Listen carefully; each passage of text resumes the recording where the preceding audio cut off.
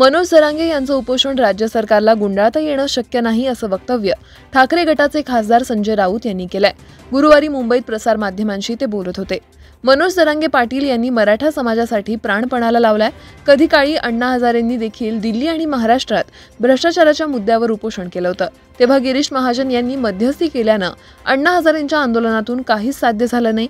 अण्णा हजारेंसारखे मनोज जरांगे पाटील हे गुंडाळले जाणारे व्यक्तिमत्व नाही, तो एक फकीर माणूस आहे। एका साध्या माणसानं महाराष्ट्र सरकारला जेरीस आणलंय, त्यामुळे सरकारनं मराठा समाजाच्या प्रश्नावर गंडवागंडवी न करता सत्य सांगावं असं संजय राऊत यांनी म्हटलंय। आपल्या विविध 29 प्रलंबित मागण्यांसाठी महाराष्ट्र एसटी कामगार संघटनेनं 13 सप्टेंबर पासून बेमुदत उपोषणाची हाक दिली आहे। त्यामुळे आता पुन्हा एकदा लाल परीची चाकं थांबणार आहेत। एसटी महामंडळाचे सरकारमध्ये विलीनीकरणाच्या मागणीसाठी राज्यभरातील एसटी कर्मचाऱ्यांनी बेमुदत काम बंद आंदोलन पुकारलं होतं। हे आंदोलन जवळपास 3 महिने चाललं होतं।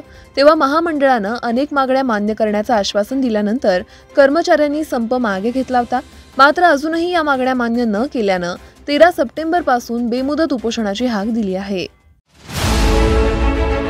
पुण्यातील दहीहंडी सोहळा पाहण्यासाठी आज राज्यभरातून नागरिक येणार आहेत। याच पार्श्वभूमीवर शहरात मध्यवर्ती भागात होणारी गर्दी लक्षात घेता पुणे पोलिसांकडून वाहतुकीत बदल करण्यात आलेत।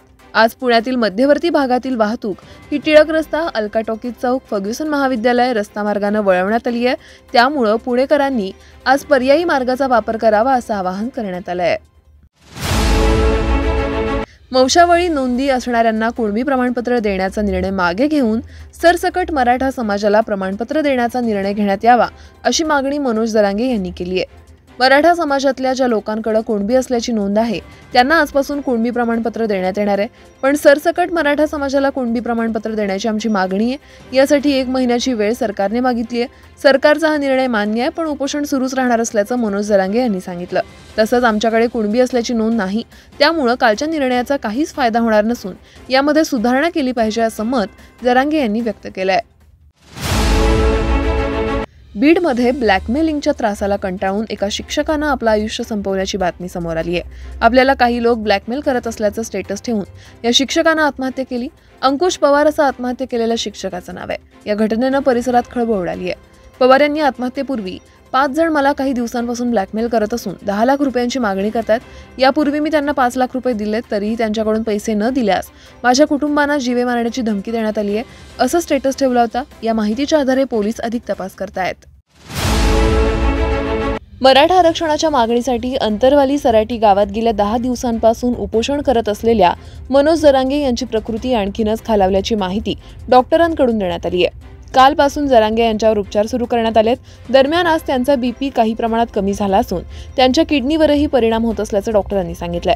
सध्या त्यांना अँटीबायोटिक देण्यात येत असून प्रकृतीत सुधार न झाल्यास पुढील निर्णय घेण्यात येणार असल्याचं डॉक्टरांनी सांगितलंय। जालना येथे झालेल्या लाठी हल्ल्याच्या निषेधार्थ सकल मराठा समाजाच्या वतीनं पुकारण्यात आलेल्या सांगली बंदला नागरिकांकडून उत्स्फूर्त प्रतिसाद मिळाला। या बंदवेळी विटा शहरातील औषध दुकानदारांसह भाजी मंडई, किराणा, कापड, ज्वेलरी, फेरीवारे यासह खाऊ गल्लीतील सर्व व्यवहार बंद ठेवण्यात आले। यावेळी शहरात अनुचित प्रकार घडू नये म्हणून मोठा पोलीस बंदोबस्त तैनात करण्यात आला होता। या दरम्यान महामंडळाच्या सर्व बसेस काही अंशी सुरू ठेवण्यात आल्या होत्या। बंदमध्ये सर्व पक्ष सहभागी झाले होते। जिल्ह्यात अत्यावश्यक सेवा वगळता सर्व व्यवहार बंद होते। हॉटेलच्या नावाखाली सुरू असलेल्या वेश्या व्यवसायाचा पुणे पोलिसांनी पर्दाफाश केलाय। गुन्हे शाखेच्या सामाजिक सुरक्षा विभागानं छापा टाकत ही कारवाई केली। या प्रकरणी 2 जणांना अटक करण्यात आली असून 6 तरुणी आणि काही महिलांची सुटका केली आहे। प्रज्योत हेगडे आणि गिरीश शेट्टी अशी अटक केलेल्या दोघांची नाव आहेत। लोणीकंद परिसरामधील मनोरा लॉजिंग अँड बोर्डिंग अँड रेस्टॉरंटमध्ये ही कारवाई करण्यात आली आहे। सुटका केलेल्या तरुणींमध्ये एका बांगलादेशच्या तरुणीचाही समावेश असून महिलांमध्ये 3 महिला या पश्चिम बंगालच्या असल्याची माहिती समोर आली आहे। या प्रकरणी पोलीस अधिक तपास करतायत। धाराशिव जिल्ह्यातील माडज येथील एका तरुणानं मराठा आरक्षण मिळालंच पाहिजे अशी घोषणा करत गावातील तलावात उडी मारून आत्महत्या केल्याची घटना समोर आली आहे। किसन चंद्रकांत माने असं मृत तरुणाचं नाव आहे। गेल्या काही दिवसांपासून मृत माने याला आरक्षण मिळत नसल्यानं नैराश्य आलं होतं। गेल्या अनेक दिवसांपासून तो मराठा आरक्षणावर सातत्यानं बोलत होता। दरम्यान याच नैराश्यातून त्यानं हे टोकाचं पाऊल उचललंय। या घटनेबाबत माडज येथील स्थानिकांनी तीव्र संताप व्यक्त केला आहे।